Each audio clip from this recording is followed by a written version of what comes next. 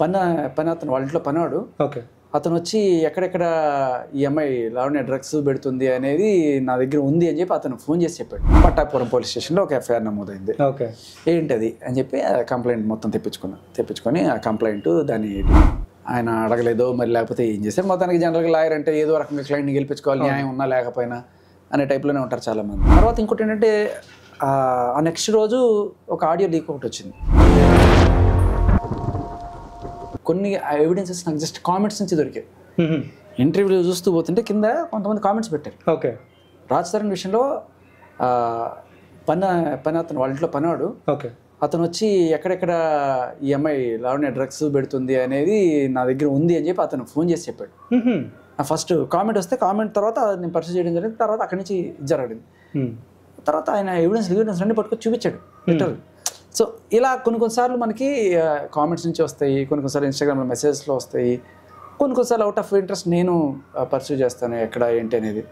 So అది sir అదేంటంటే ఇప్పుడు ఇక్కడ రాజ్ తరుణ్ గారి విషయంలో ఇప్పుడైతే మొత్తం అంత సమస్యపోయిందా లేకపోతే స్టిల్ ఇట్స్ గోయింగ్ ఆన్? అది కేసు నడుస్తుంటుంది. అది ఇంకా కానీ మీరు మాత్రం చాలా సాహసం చేశారని చెప్పాలి నిజం చెప్పాలంటే. ఎందుకంటే ఇక్కడ ఒక మాటలో చెప్పాలంటే చాలామంది ఆడపిల్లలకి చాలా ఫేవర్గానే ఉంటారు. They will be very favourable for girls or womens whatever it may be. But the problem is ఇక్కడ ఏంటంటే అదే ప్రాబ్లమ్ని ఒక అబ్బాయి ఫేస్ చేస్తే దాన్ని ఎవరు కూడా అంత ఇదిగా తొందరగా పట్టించుకోరు. కానీ మీరు ఎట్లా అంటే మహిళా సంఘాలు ఎట్లా ఉన్నాయో రేపటి రోజు మెన్ సంఘం ఏమైనా పెట్టడానికి ఉందండి. అంటే అన్అఫిషియల్గా వచ్చిన వాట్సాప్ గ్రూప్ అయితే నడుస్తుంది. దాంట్లో మనకి లాయర్స్, కొంతమంది పోలీస్ ఆఫీసర్స్, కొంతమంది రిటైర్డ్ జడ్జిలు కూడా, ఓకే, డాక్టర్స్, ఎమినెంట్ ప్యానలే మనకి దాంట్లో ఉన్నారు. ఓకే. సో వాళ్ళ సజెషన్స్ ఇవన్నీ కూడా ఇస్తుంటారు ఎప్పటికప్పుడు. ఓకే.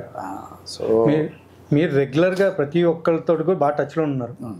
సో ఎప్పుడైతే మీరు పెడతారో అప్పుడు మళ్ళీ స్టార్ట్ అయ్యింది అసలు. ఎనీవే సార్, ఇప్పుడు ఇక్కడ ఇంకొక విషయం నేను అడగాల్సింది ఏంటంటే అసలు రాజ్ తరుణ్ గారి విషయంలో ఏదైతే జరిగిందో ఇప్పుడు ఇది అందరికీ తెలిసిపోయింది, ఒప్పుకుంటా. కాకపోతే ఏంటంటే మా ఐరా మీడియాలో ఫస్ట్ టైం కాబట్టి నేను మిమ్మల్ని ఒక అట్లీస్ట్ ర్యాండమ్గా ఒక 2-3 minutes కొంచెం మాట్లాడమని చిన్న ఎందుకంటే మీరు ఫేస్ చేసినటువంటి ప్రాబ్లం గురించి కూడా నేను అడుగుతాను.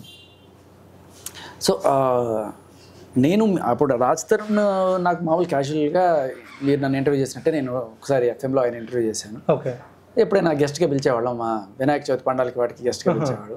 సరదాగా వచ్చి మాతో డ్యాన్స్లు వేసాడు. Very down to earth person, అంతవరకు నాకు తెలుసు. సడన్గా అతనికి కష్టం వచ్చింది అని చెప్పి తెలిసినప్పుడు చాలామంది మీడియా మిత్రులాగా నేను కూడా ఆయనకి మెసేజ్ పెట్టాను, ఏంటి ఆల్ ఫైనా, ఓకేనా అని చెప్పి. తర్వాత ఇంకోటి ఏంటంటే ఆ నెక్స్ట్ రోజు ఒక ఆడియో లీక్ ఒకటి వచ్చింది. అది నేను చేసింది కాదు. ఈ రాజ్ తరుణ్ మీద కేసు ఎవరైతే పెట్టిందో ఆ అమ్మాయి పచ్చి బూతులు, అమ్మని మామూలుగా తిట్టడం కాదు, ఏదో మామూలు అమ్మని తిడుతుంటారు చూడు, అది కూడా కాదు, చాలా నీచమైన బూతులు తిడుతూ ఒక ఆడియో లీక్. అది ఇందులో చాలా బీప్లు ఉన్నాయి. ఆ బీప్లు వెనకాల ఏముంది, ఓన్లీ బూతులేనా ఇంకేమన్నా ఉన్నాయా అనేది నాకు చిన్న డౌట్ వచ్చింది. నేను రకరకాల మార్గాల్లో సర్చ్ చేశాను. నేను అప్పటికి రాజ్ తరుణ్ 2-3 సార్లు కాంటాక్ట్ చేసినప్పుడు okay bro I will contact you, అందరికి పెట్టినట్టే నాకు కూడా పెట్టాడు. సరే మొత్తానికి I could somehow figure out ఎక్కడ సోర్స్ దొరికింది నాకు. ఓకే. బీపుల్ లేని ఆడియో దొరికింది. విన్న తర్వాత నాకు అస్సలు జీర్ణించుకోలేకపోయా. ఒక రక్తం మరిగిపోయింది. ఒక ఆడదై ఉండి ఇంకొక తల్లిని అంత దారుణంగా దూషించిందంటే అసలు ఈ అమ్మాయి బతకడానికే అర్హురాలు కాదు, సంఘంలో జీవించడానికి అర్హురాలు కాదు అన్నంత కోపం వచ్చేసింది నాకు. సరే ఏం చేస్తాం అంటే మనిషి అయినా ఒక మనిషి ఒక తల్లిని అలా తిట్టగలదా ఎవరన్నా సరే అని చెప్పి అనిపించింది. జనరల్గా మనం ఎవరన్నా సరే అమ్మని తిడితేనే చంపేంత కోపం వస్తుంది. అవును, నాకు అదే కోపం వచ్చింది. అంటే మనమ్మ ఒకర్లేదు, ఎవరమ్మని తిట్టినా కూడా అంతే కోపం, అంతే కదా. నాకు అదే అనిపించింది, అందుకే అంత కోపం వచ్చింది. అసలు ఇలాంటి వాళ్ళకి అసలు బతికే హక్కే లేదని అంత కోపం వచ్చింది నాకు. సరే కానీ నేను ఇక చట్ట ప్రకారం అది అలాంటి చట్టాలు ఉంటే బాగుంటుంది అనిపించింది. అమ్మని తిట్టిన వాళ్ళని కూడా గట్టిగా శిక్షలు పడేటుంటే బాగుంటుంది, లేకపోతే ఇట్లా. సరే తర్వాత ఏమైంది, రాజ్ తరుణ్ ఒకసారి బయటకు వచ్చాడు, ఎవరికి ఇంటర్వ్యూల వల్ల ఏం చేయలే, సడన్గా బయటకు వచ్చి అందులో ఓ మాట అన్నాడు. ఏంటి, అసలు ఈ అమ్మాయి ఆల్రెడీ నన్ను మోసం చేశాడంటుంది, అంతకుముందే ఇంకో అబ్బాయితో మూవ్ ఆన్ అయిపోయింది, సాయి అనే అతనితోటి. రైట్.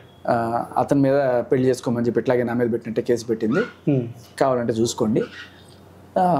తర్వాత ఏదో చిన్న రికార్డ్ ఏదో వినిపించాడు, మన ఇద్దరి మధ్య ఏం లేదు కదా, ఇంకా ఎందుకు టార్చర్ చేస్తున్నావు అని చెప్పి ఒక చిన్న ఆడియో రికార్డ్ వినిపించాడు.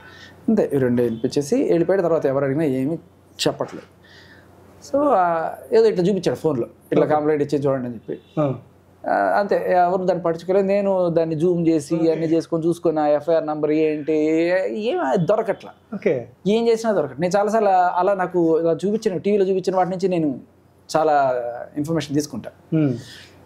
చాలా మంది పట్టించుకోరు, జస్ట్ అలా వెనకాల ఫోన్లో అనుకుంటాను. నేను జస్ట్ ఆపి దాన్ని జూమ్ చేసి చూసి 4Kలో పెట్టుకొని సరే దొరకలే. కానీ అంత చేసినా కూడా తర్వాత ఏం చేశాను, సరే ఎక్కడో గుంటూరు అన్నట్టుగా తెలిసింది. గుంటూరులో బోల్డ్ పోలీస్ స్టేషన్స్ ఉన్నాయి, ఆ పోలీస్ స్టేషన్లో ఎక్కడ అని చెప్పి తెలిసిన ఫ్రెండ్స్ వాళ్ళందరితో కనిపి ఫైనల్గా పట్టాపురం పోలీస్ స్టేషన్లో ఒక ఎఫ్ఐఆర్ నమోదైంది.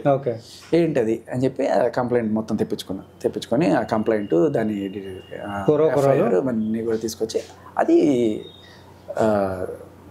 ఇదిగో చూడండి, ఇది రాజ్ తరుణ్ పెళ్లి చేసుకున్నారు, మోసం చేశాడు అంటుంది కదా, మరి అసలు నాకు పెళ్ళే కాలేదు అని చెప్పి జడ్జి ముందే 164 చెప్పి తర్వాత ఈయన సాయి అనే అతను నన్ను మోసం చేశాడు, నేను పెళ్లి చేసుకుంటాను, మేము ప్రేమించుకున్నాము, ఇలాంటివన్నీ కూడా కంప్లైంట్లో రాసుకొచ్చింది. సో ఇది జీర్ణించుకోలేకపోయినాను. అంటే వెంటనే మీడియా ముందుకు తీసుకొచ్చి ఇది ఏంటిది, ఇదేంటి ఈ కంప్లైంట్లోనేమో ఆయన మొగుడు అంటావు, ఈ కంప్లైంట్లో ఈయన మొగుడు అంటావు, ఏది నిజం అన్నట్టుగానే. సో అది జరిగిన తర్వాత that itself is a big turnaround. అప్పటిదాకా అందరూ కూడా రాజ్ తరుణ్ని చాలా కామాంధుడు, అది ఇది అమ్మాయిలు వాడుకుంటారు, ఇలాంటి మాటలన్నీ మాట్లాడారు. ఎవరికి ఏమీ తెలియదు, ఊరికే మీడియా హైప్ కోసం ఏదో ఒకటి మాట్లాడేస్తున్నారు. బట్ ఒకసారి యూటర్న్ అయింది. తర్వాత కేసు ఎక్కడ పోతుందో ఏమైపోతుందో అని చెప్పి ఈ ఎవరైతే కేసు పెట్టిన అమ్మాయి భయపడి. కానీ ఒకటి చిన్న మాట నేను మిమ్మల్ని అడగాలి ఇక్కడ, just I'm sorry to stop you. Dilip Sunkara గారు ఈ కేసులోకి ఎంటర్ అవ్వడం అనేది చాలా వరకు మలుపు తిరిగింది అని చాలామంది అనుకున్నారు. అవును, ఆయన రావడం వల్ల వీడికి కొంత ప్లస్ అయింది. అదే, ఎందుకంటే అప్పుడు ఆయనకి కాస్త మంచి ఇమేజ్ ఉండింది. రైట్. ఏదో ఆయన ఏదో కామన్ లైబ్రరీని పెట్టి జనాలకి ఏదో కొంత విశ్లేషణ ప్రోగ్రామ్స్ ఏదో ఇచ్చేవాళ్ళు. సరే వాట్ ఎవర్, ఆయనకు కొంత ఒక మంచి పేరే ఉండింది. దానివల్ల ఆయన ఈవిడ పక్షాన ఉండడం వల్ల ఈవిడ్ని కూడా కాస్త మీడియా చూడడం గుర్తుపడడం మొదలుపెట్టింది. కాకపోతే ఆవిడ అన్నీ ఆయనకి చెప్పాల.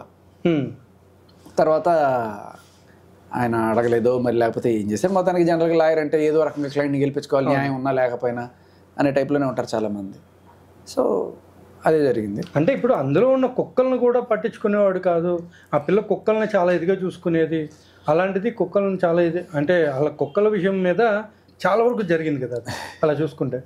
దాన్ని అంటే కేసుని డైవర్ట్ చేయడానికి మధ్యలో కుక్కలను తీసుకొచ్చారా, లేకపోతే ఒక సింపతి కోణం ఆ అమ్మాయికి ఆపాదించే ప్రయత్నం ఒకటి చేశారు. ఓకే. నిజానికి చెప్పాలంటే ఈ అబ్బాయి కన్నా 1 year పెద్దది. ఓకే. సో దీనికి తోడా అసలు ఇవన్నీ కూడా కాదు, మనోడు భరించలేకుండా వెళ్ళిపోయిన సిచ్యువేషన్ ఏంటి అంటే డ్రగ్స్ కేసులో ఇన్వాల్వ్ అయిపోయింది. రెడ్ హ్యాండెడ్గా డ్రగ్స్ కేసులో పట్టుబడి 45 రోజులు చెంచల్గూడ జైల్లో ఆవిడ ఉంది. అది ఒకటో కేసు కాదు, రెండో case. Okay. First case Varalakshmi drugs case, మీరు అందరూ వినే ఉంటారు. అవునవును. అట్లా 12 మందిని పట్టుకున్నారు. ఓకే. 12 మంది పట్టుకున్నప్పుడు అందులో ఈ అమ్మాయి ఏదో A12 A5 ఏదో ఉంది నెంబరు. అందరి పోలీస్ స్టేషన్ పిలిచినప్పుడు ఈ అమ్మాయి ఎప్స్కాండే తిరుగుతుంది, తప్పించుకొని తిరుగుతుంది. సో పోలీసులు చూస్తున్నారు ఎక్కడ దొరుకుతుందా అని చెప్పి. ఓకే. సో ఫైనల్లీ పట్టుకున్నప్పుడు విచిత్రంగా ఏంటంటే అమ్మాయి ఫస్ట్ కేసులో కాదు ఫస్ట్ కేసులో అమ్మాయి దొరకలేదని చెప్పి పట్టుకుంటే మిగతా వాళ్ళందరూ దొరికారు. ఎవరు ఫస్ట్ కేసులో ప్రభాకర్ రెడ్డి అని, అనురాధానికి బోల్డ్ పేర్లు ఉన్నాయి. మస్తాన్ సాయి కూడా ఉండే దాంట్లో, తర్వాత ఉన్నిత్ రెడ్డి, ఇంకా చాలా మంది పేర్లు ఉన్నాయి.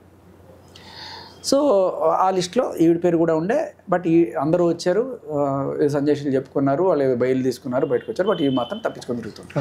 పట్టుకున్నారు. అది కూడా ఇన్ఫర్మేషన్ తీసుకొని పక్కగా సికింద్రాబాద్ రైల్వే స్టేషన్లో ఆవిడ దిగుతుంటే పట్టుకున్నారు. పట్టుకోగానే చెక్ చేయాలి, బ్యాగులు చెక్ చేయాలని. మామూలుగానే జస్ట్ ఈ కేసులో పట్టుకొని యాక్చువల్గా హ్యాండ్ ఓవర్ చేయాలి. బట్ చెక్ చేస్తే విచిత్రంగా ఆన్ ద స్పాట్ అక్కడ రెడ్ హ్యాండెడ్గా దొరికింది. ఓకే. అందులో అది పెద్ద కేసు కదా, ఇంకా అంతే. మామూలు పాత కేసులో దొరకడం వేరు, మళ్ళీ అది ఫ్రెష్ కేసు అయింది. 5 గ్రాముల మెత్త దొరికిన తర్వాత అప్పుడు ఇమీడియట్గా తీసుకెళ్లారు, రిమాండ్ చేసి 45 రోజులు జైలు అయింది. అంత జరిగింది. ఇప్పుడు ఎప్పుడో రాజ్ తరుణ్ బడ్డింగ్ స్టేజ్లో ఉన్నప్పుడు ఆయన హైదరాబాద్లో ఒక షెల్టర్ కోసం చూస్తున్న టైంలో సరే మా దగ్గర ఉండు అని చెప్పి షెల్టర్ ఇచ్చింది.